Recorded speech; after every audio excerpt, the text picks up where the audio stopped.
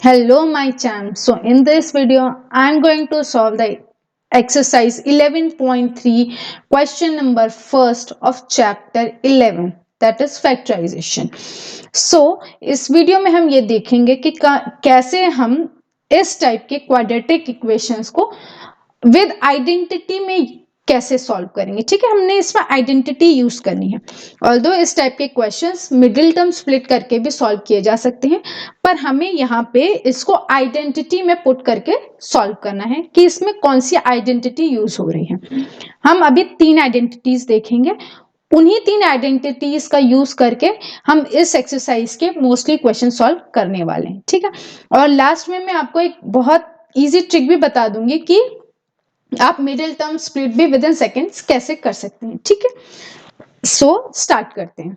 अब जो हमें क्वेश्चन गिवन है इसमें बोला है factorise the following expression using algebraic identities. क्योंकि हमें इसमें कहा ही गया कि आपको आइडेंटिटी यूज करनी है, इसलिए हम इसको आइडेंटिटी यूज करके ही सॉल्व करेंगे।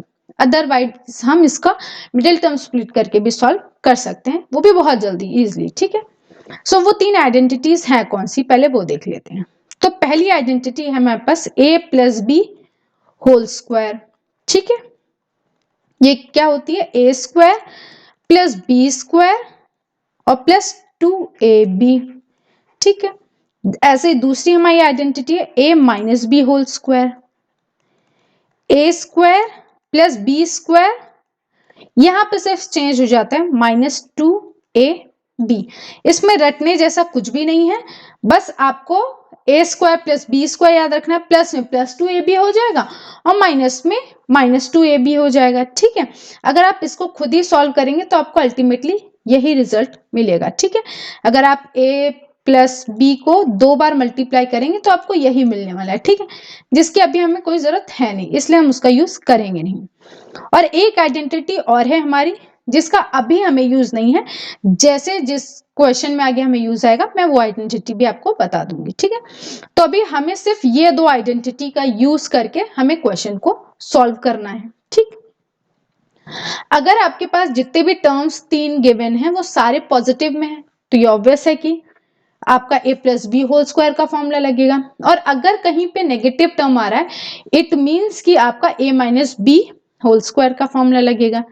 तो अगर आप इसमें देखें तो आपको ये वाला जो टर्म है ये नेगेटिव में मिल रहा है, मतलब हमारा ये वाला फॉर्मूला यूज होने वाला है a minus B whole square का। ठीक है, तो अब हम इसको a माइनस बी के फॉर्मूले से सॉल्व करते हैं। ठीक है, तो हमारे पास क्वेश्चन क्या गिवन है, एक्स स्क्वायर -12x प्लस 36। ठीक है, अब हमारा फॉर्मूला क्या है, आपने आइडेंटिटी साइड में जरूर लिखनी है। आप एग्जाम के टाइम हमेशा ये याद रखिए, जब भी आप क्वेश्चन सॉल्व करेंगे तो आइडेंटिटी जरूर मेंशन करें कि आप कौन सी आइडेंटिटी यूज करें। ठीक है, तो अब हमने क्या करना है, ये जो हमें गिवन है इसमें पुट करना है। ठीक है, तो हमारा a हम लिख लेते हैं, यहाँ पे लिख लीजिए a क्या है आपका x है और b क्या है आपका ये वाला टर्म होगा b। अब कैसे पता चला मुझे b, जो भी आपका टर्म होगा वो किसी ना किसी का स्क्वायर होगा। ठीक है, तो पहला तो हो गया x, x का स्क्वायर करेंगे तो x स्क्वायर हो जाएगा,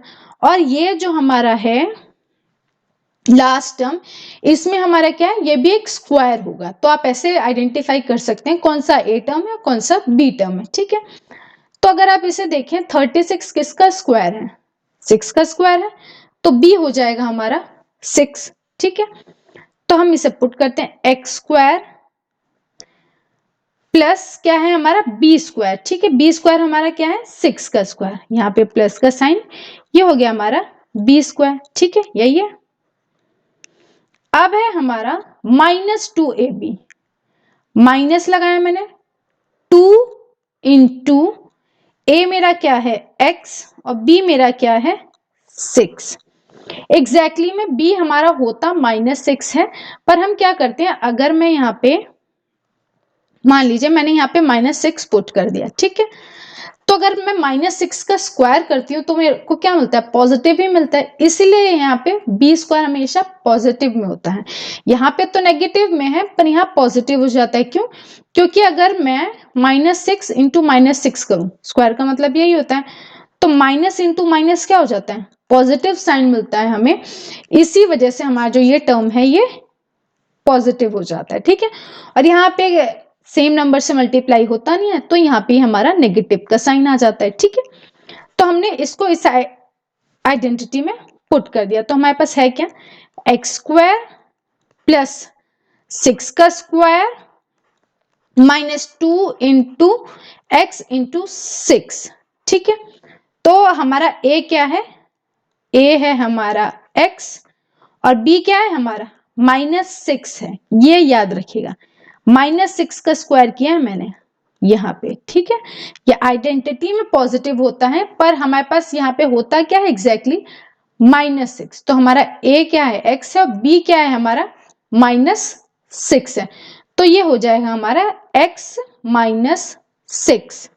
ठीक है, तो हमने क्या कर दिया, x -6 का होल स्क्वायर, मतलब ये x -6 का होल स्क्वायर अगर हम सॉल्व करेंगे तो हमें ये मिलेगा। तो हमें ये वाली टर्म गिवन था, मतलब हमें राइट हैंड साइड गिवन था, हमें यहाँ पे left hand side find out करना था। ठीक है, तो हमने क्या करना है, बस लेफ्ट हैंड साइड में जो जो वैल्यू है उसे पुट कर देना है और हम इजिली इसको सॉल्व कर सकते हैं।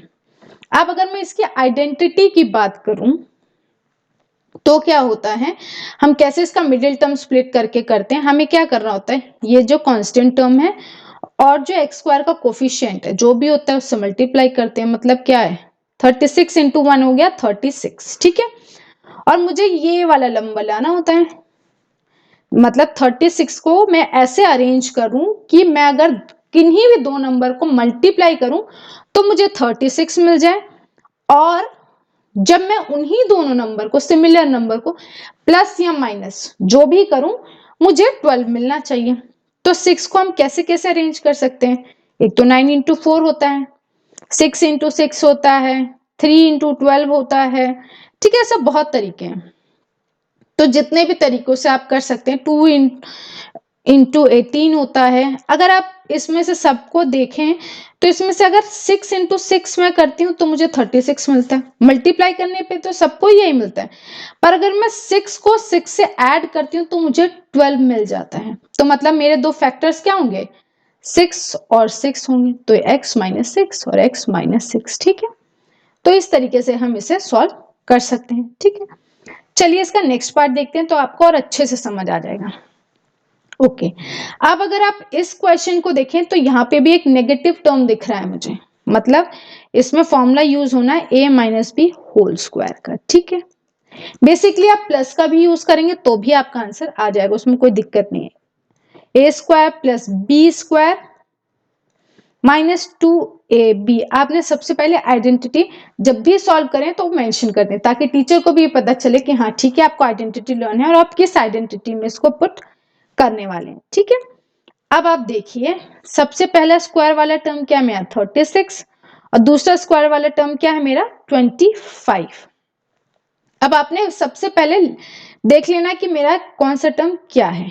ए तो हो गया मेरा 6 का स्क्वायर है ये, और साथ में क्या है उसके पी स्क्वायर, मतलब पी भी रहेगा। ठीक है, तो ए मेरा हो गया 6p।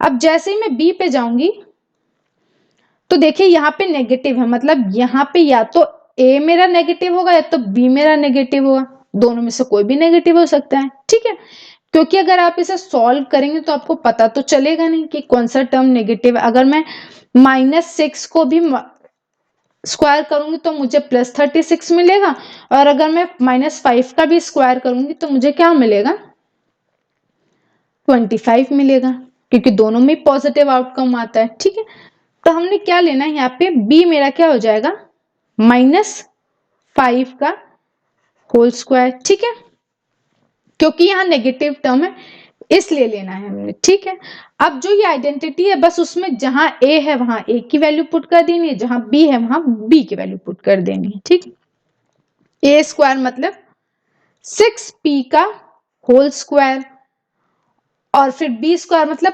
प्लस, अब b मेरा क्या है 5 है, वो भी नेगेटिव है, -5 का होल स्क्वायर, फिर क्या है -2 इंटू, बेसिकली यहाँ पे ये प्लस होता है साइन, फिर क्या करते हैं हम 2 इंटू 6p इंटू -5q।